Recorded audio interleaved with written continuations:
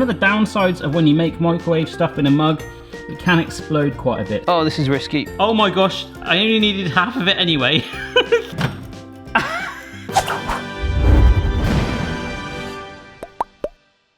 Hello everybody. Everybody loves a mug, don't they? I mean, I've got 3 mugs right. In fact, I've got 2 there, but these are a little bit novelty. These are my favorite mugs. It's my pug mug. It's really cool. It's a pug mug, though it's square, so it does feel a bit uncomfortable. And this is a biscuit mug.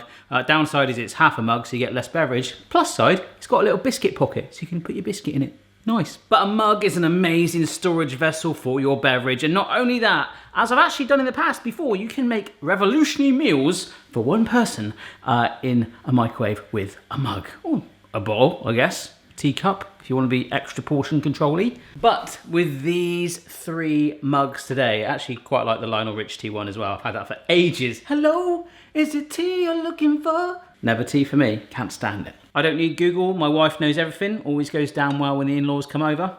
And of course me Barry Lewis mug with the mogo. With the mogo. In those mugs today, we're gonna try and do kind of like a 3-coursey thing, although 2 of the savoury dishes, I mean, it basically could be considered both as mains really. We're gonna do a Thai-style beef salad, we're gonna do a chicken stew with actual dumplings, and then a sticky toffee pudding with ice cream. I'm kind of excited for me. That's gonna be an amazing lunch. We're gonna start with the noodle salad because that's gonna have a marinade which it can actually sit in, which will flavour it longer whilst we crack on with the other 2. So let's jump to that. All right, so first things first, we have some rice noodles. Absolutely love these things. You can buy them in dry sheets as well, but all we're gonna do is cook them as you would anyway in boiling water, and they cook very, very quick indeed. So, kettle. So what I'm gonna do is take my rice noodles and take to about 2/3 of the mug up, like this. Oh yeah. So I've just sort of, you know, neatly compressed it like that, so it's all tucked in, looking good. The great thing about this one is we're not actually using the microwave at all. The kettle is basically cooking this. We're using this as more of the vessel. But we're just gonna leave that for about 4 or 5 minutes to just sort of cook through and sit in there, and then we'll drain it off. Need to drain off your noodles that you've just cooked in boiling water in a mug? There's a gadget for that. I'm not, actually, there might not be. This is the can colander, remember this? Oh, it's gonna do it. If you can't, well, if you don't have a can colander, you could just use a sieve. There you go. Wow, that is really, really hot. I feel like my frozen plaster, my finger is much better though, thank you for asking, is helping me. I feel invincible when I'm wearing that thing. You can cool them down straight away and then drain it again. Oh, I just really wanted to use it again, really. But I'm gonna leave a little bit of water in there, and that's that. It's gonna be a nice cold salad, this. All right, so over here I have some sliced cucumber, some fresh coriander, peanuts, spring onions, aka scallions, and this is some sliced cooked beef that you get from the supermarket, just the sandwich pack stuff. Just got it into nice little chunks, and if you don't believe me that it's beef, I've got someone that can test it for you. Is that beef? Every time, Amy. Come on. Yes, nice. Good work. So all I'm doing is taking a standard peeler and just taking some little shavings of carrot like that. Nice thin strips, wafer thin, that will go really well with the sauce, which we're gonna make right now. I wanna try and keep this just to 1 mug, so I'm gonna try. Oh, look at that.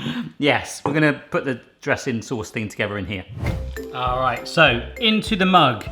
This is some sweet chili sauce, which I absolutely love. Good chunks of that, like 2 tablespoons or so, and some soy sauce. This is some reduced salt soy sauce. And then lime. Squeeze just a wedge of lime juice in there.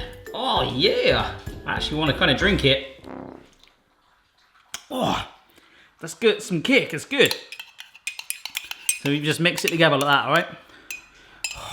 So now what I'm gonna do is take some of our initial ingredients, chucking it in very roughly, and then the first half of the noodles, get that in there. Oh my gosh. And this is where we're gonna have to sort of work it slowly, okay? See how we're like staining the noodles as we're lifting it through? And by doing this as well carefully, we're also lifting and bringing up the ingredients and getting them lost in that nest of rice noodles. There we go, you see that? Nice, let's keep going. Oh, just try and load it right up. Yes. Alright, so I've really been lifting this up, getting that sauce all over there. I love the medley of ingredients we pulled to the top, but I'm going to just stick some more on there, some cucumber and some, yeah, maybe another nut or two, but look at that. That's awesome. One tried to escape, you can survive, mate, don't worry about it. But a cold beef style Thai salad that's going to go in the fridge. Nice. So next up, I'm genuinely excited about this. We're making a stew. But not just any stew, we're doing dumplings on top. So we're doing chicken in this, but you could do beef. You could actually make it just vegetarian as well. But the dumplings are kind of like cushions or pillows for the stew here in the UK. It goes very like hand in hand. I really hope this works. I've never done it before. So on my board here, I have some cooked chicken, where you got in the sandwich aisle generally, that I've just shredded up with a fork. I've got carrots, onions and potatoes, so these have been diced and peeled. I forgot to get a leek. Darn it, I was going to stick that in it as well, but it doesn't matter, this should be okay. Obviously the vegetables aren't cooked, they're raw, so they're going to be hard at the moment. The chicken's fine, so I'm pushing the potatoes, oh my gosh, carrots and the onions in there. Okay, I'm making such a mess today, but there we go. A nice little root veggie medley. This needs to be cooked, but we're not just going to just bung it in the microwave. Oh, no. This is some chicken stock. 100 mils of that is going in initially, just to help lubricate it. It's going to sit in there. Lovely jubbly. And that needs to be covered. There's a gadget for that. I'll take you there to it today, won't I, Liz? All right, mate? She's literally broken now. She just leans against the oven. As you know, she fainted the other day. Trying to do this one-handed, and no, it's clung to the actual shelf. Hang on a sec, as long as I can stick that one there. Go on, cover it, brilliant. All right, I need an extra hand. Oh, this is risky. It did it, awesome. Basically, that step was to cling film the top of the mug. Yes.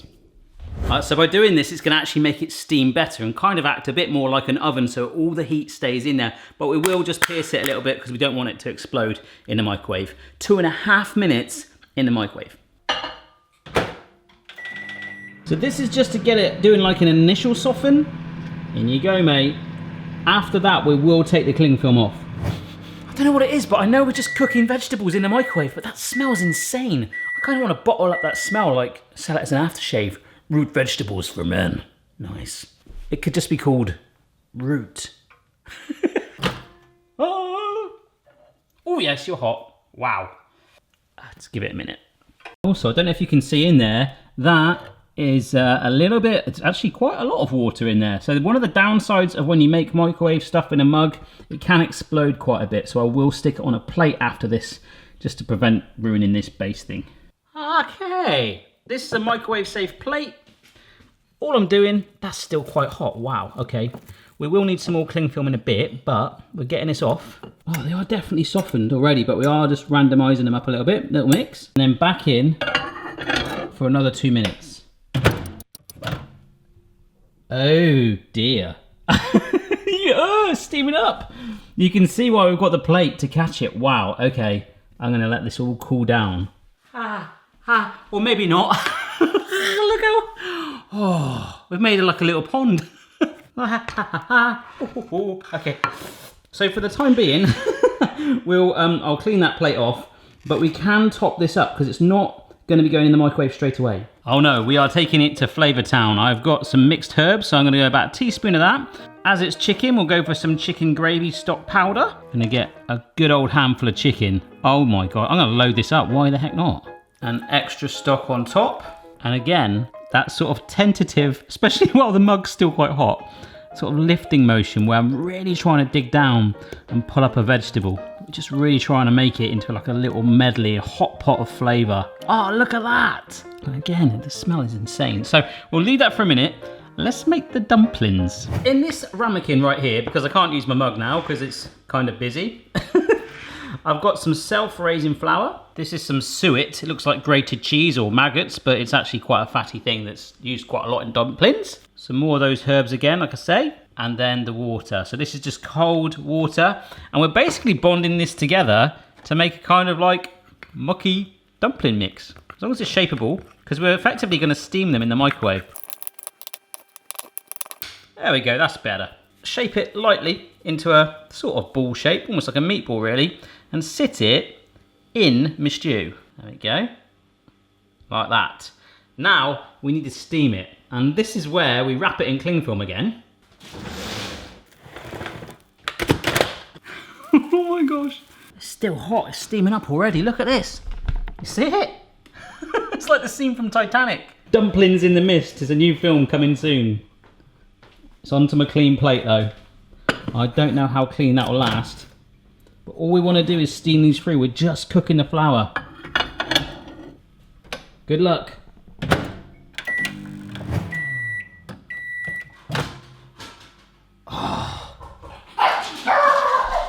The door's gone. Well, it's got to stand anyway. Oh, wow. That's not too bad. Although my dumpling's kind of congealed. I don't know if it's cooked or not. The only thing is my sticky toffee pudding's going to have a lovely scent of stew because the microwave stinks of it. It's good though. Oh, that smells so good. Ah, I think they're done, you know. Oh, no, I don't know. I don't trust that. That looks good. That's tough. But this bit here, I think it needs another 30 seconds. Oh, that looks much better. I've just broken it up with a fork. That is done, and I've just been encouraging some of the ingredients to the top bit of carrot, potatoes, chicken. Let everyone see everything in there. It's not just dumpling territory. I'm loving that. The cool thing is I can warm it up in the microwave if I want it hot because we got a sticky toffee pudding to make. The last one, we are doing one of my favourite desserts of all time, sticky toffee pudding. We're going to make the sponge, then we're going to pierce some holes in, drench a sauce on top that hopefully will soak in and sit on the top with a dollop of ice cream. So for this one, I'm staying on brand by using the Barry Lewis mug, and here are some dates. These are stoned ones. In fact, these get sold as a loaf. You can buy them loose and de-stone them yourself and all that stuff. But for me, I've just got to chop it up roughly. Now when you're making one of these normally as well, what you tend to do is soften up the dates, and to do that, you normally put them in boiling water. We can do that too. All right, so freshly boiled water. About one. See how it's done that effect there and it's sunk it? Let it sort of wilt it. Let it soak and absorb it. But we're going to cook it through in our microwave. Yes, we were going to help it accelerate the softening up process by bunging it in there with the scent of the stew for 30 seconds. Nice. Oh yeah. So obviously we want to try and get a little bit of rise in this cake. This is some bicarbonate of soda. So we're going to stir this in, and you see it's going to foam up like this. Please don't rise to the top. Oh my gosh, we've made Coca-Cola. So we're doing this now so it doesn't affect any other ingredients and all spill out. But we can sort of break up the dates, loosen them up as we do this. We're just waiting for this to calm down, yeah? Thanks, mate. Wow, so it has settled a little bit. It almost looks like a cake now. This, just a warning, is gonna get messy. I just scared the life out of that postman. He was sticking something through the door, like one of those sorry we missed you things, and I was like, hello.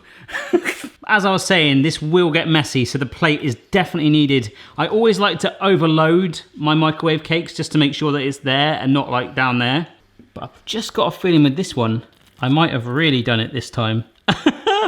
So that is some butter going in, brown sugar, self-raising flour, which is going to help give it a rise as well. Not that I think it's going to need it. And some beaten egg. Oh my gosh, I only needed half of it anyway. I think most of it's gone out. I've still got half. I'll just spoon it on. There we go. All right, it's in there. And we just need to kind of get this to all bond and sink down a little bit. There we go. You know, if you don't want to stay strict and do it all in a mug, you could just do this all quickly in a little bowl to one side. Be way cleaner than just bung it in your mug or your bowl. So I'm going to stick this onto a new plate. I'm microwaving this for 2 minutes. It might need a little bit more. It probably will go crazy. But every 30 seconds, I'm going to stop it for just a few seconds, let it cool down and keep going through. Because I think this is going to go rising. Here we go. Yeah, that's 30 seconds in. Look, look, look, look, look. See that? You see? Oh dear. It will rise up a little bit, and what will subside will be a spongy cake, but I'll also have like a skirt or something of cake. It's all right, trust me. I'm being pretty ruthless with this. The sort of cleany, microwavy man inside me wants to literally just open that and clean it all every 10 seconds. But there is no point. You have to embrace the messiness.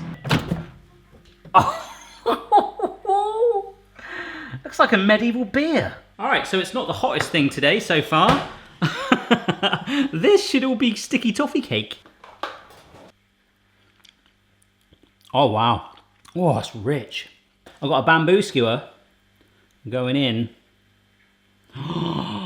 You see? It's come out clean. It's good. Hey, I've just been lifting up some of these bits from the sides that I was going to chuck away, and if you just press it back on because it's still so warm, it just kind of bonds to it straight away. So definitely don't waste it.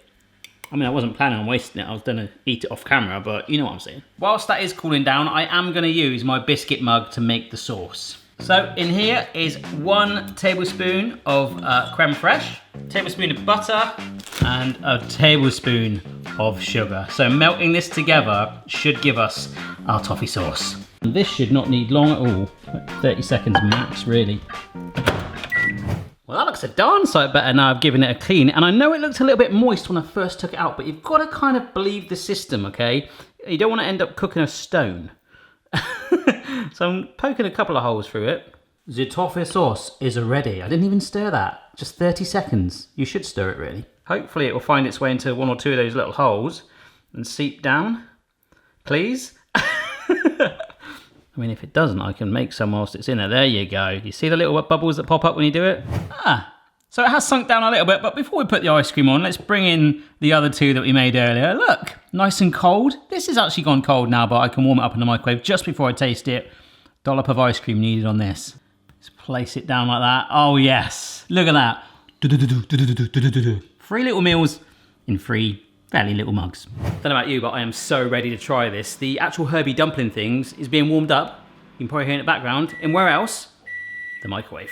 But let's go for our cold one first. The salad, which we've, oh my gosh, look at that. Shall I just go for it? That is so fresh and revitalizing. I dropped half of it on the floor. I think the only thing I would do next time to that is maybe pickle the carrots in a little bit of rice wine vinegar. If you've never done that, blows my mind, so good. So for something fresh to something more warming and wholesome, we've got our dumplings here. Let's have a dumpling actually. I'm just it's getting all over the floor. Don't worry about me. It's cooked through. It's obviously not gonna have a crispy edge on it because you've not baked it or anything like that. You've just steamed it through, like a dumpling really. But it's that real medley, if I dive right down, of all the vegetables and the chicken and the stock. Oh wow. It's like blown my head off with flavour. That's so strong. There's a depth to it. There's a richness. You've got it's warming comfort food, which is the complete opposite I need today on such a hot day here in the kitchen. But again, that's stonking. Twist it around. Do your own meats in it, whatever you want. Stick your foot in it. It's really good.